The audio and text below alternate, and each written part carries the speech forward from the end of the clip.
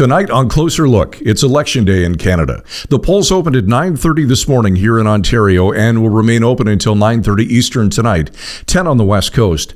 This tightly contested race has really boiled down to Pierre Poilievre's common sense Conservatives and Mark Carney's Canada Strong Liberals. We're covering that angle tonight from the nation's capital with Jessica Smith-Cross, our editor-in-chief at the Trillium, Palak Mangat from Parliament Today, and Katherine DeClerq, editor of Village Media's political newsletters. Palak, I'll start with you. There was a time when it seemed like a Conservative victory was all but certain, and the only question was when the vote would be called. Can you take us back a little and explain the sequences of events that led up to this election call? Sure. So it really dates back to several months ago when the Jagmeet Singh's NDPs pulled out of their confidence and supply agreement with the Liberals. Since then, there has been pressure mounting on the previous Prime Minister now, Justin Trudeau, to either call an election or step down. He chose the latter. That kind of set the wheels in motion for Mr. Carney to take the helm about a month ago, about 36 days ago, and the last 36 days have been the campaign. Now, Jess, I recall that back at the end of January, Pierre Poilievre's Conservatives had an 18-point lead over the Liberals. Now that Election Day has arrived, can you tell us what the polls are saying? Yeah, so things have tightened up significantly. We've seen a bit of a roller coaster in terms of polling. We started the year with the Conservatives with a massive lead, a lead that would have seen them have a majority government for sure. But since, as Palak mentioned, the Prime Minister stepped down, Justin Trudeau stepped down, he was replaced by Mark Carney. President Donald Trump started speaking up about making Canada a 51st state.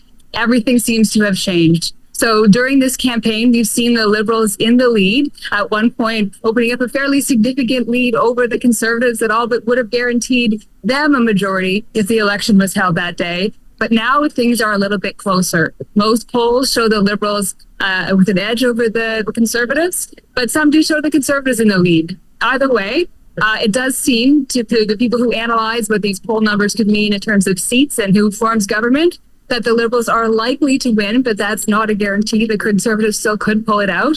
And whether it would be a Liberal majority or a minority, if they do win, is also uncertain. Too close to call on that. All right, Katherine, I'll bring you in now. You've covered and reported on U.S. President Donald Trump extensively, including traveling with Premier Doug Ford and other premiers on a recent trip to Washington. Katherine, can you explain the Trump factor in this election? Yeah, there is a significant Trump factor.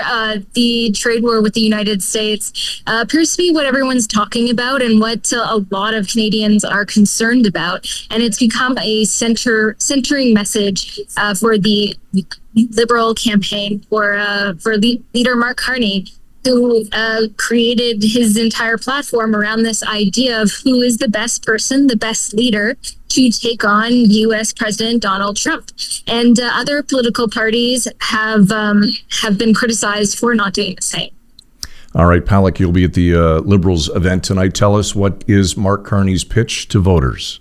Yeah, well, like Katherine said, it is quite similar in messaging from Mr. Carney. He really is positioning himself as the best person to take on Donald Trump, who, as we know, is here for at least another 4 years. So that's kind of where his messaging has been, not only since the start of his tenure, but also throughout the campaign. And another messaging from Mr. Carney has also been that he's trying to differentiate himself from the previous Prime Minister, Justin Trudeau, and that's really being done by kind of putting a focus on his fiscal discipline and a focus on the economy. And he's made some jabs, some comments here and there, but those are quite clearly targeted to the previous Prime Minister. All right, Katherine, you'll be at the Conservative event. What is Pierre Poilievre promising? So his campaign is focused around change, putting Canada first, axing the tax, if we want to use all of the slogans all in one go there. So yeah, it's all about affordability. It's about making streets safer, kind of a more localized platform than we're seeing from the Liberals. There's also a focus on streamlining bureaucracy. He's made a promise to cut spending. Every dollar that he puts forward, he will find $1 to save. And all of that he said that he wants to do in his first 100 days in office if he is elected today. All right, Jess, last word to you. What's going on with the remaining parties? What happens with the remaining parties is a part of the story for whether we're going to see a minority or a majority government, and they'll have a bigger role if there is some kind of a minority. But so far, the campaign has not been kind to the NDP. They're polling in single digits, and they've had to bring out a message in the last few days about protecting their incumbents so that they concentrate all the support they can to places where they have seats, making the argument that they're the best place to stop the Conservatives. And they're all but acknowledging a Liberal government is coming and arguing that they need to be there to hold this coming Liberal government to account. That's not the message of a party that expects to form government soon.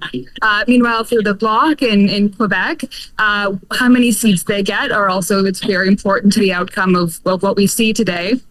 The leader, Yves François Blanchet, made recent headlines for basically saying that Canada is a meaningless country, sort of rallying the sovereigntist base with that. And it's a jarring message to hear, especially when everything else we're hearing in this campaign is all about Canada strong, Canada first, Canada against Trump. If you don't feel that way in Quebec, you might find a home in the Bloc.